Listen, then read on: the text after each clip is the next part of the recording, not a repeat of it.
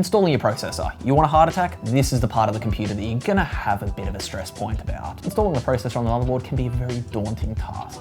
However, with a bit of patience, steady hand, you should be perfectly fine. All of your processors will have a small golden triangle to dictate which direction matches up, and that golden triangle will also be mirrored on the motherboard to ensure that those two are lined up. The recommended process is don't touch the underside of the processor, hold from both sides, gently lower into the CPU socket. Once you're confident in its placing, traditionally put one finger on top and just give it a little wiggle side to side to ensure it's sitting 100%. Then we can put our locking clips down and we're all good to go. Heart attack avoided, you did well, good job.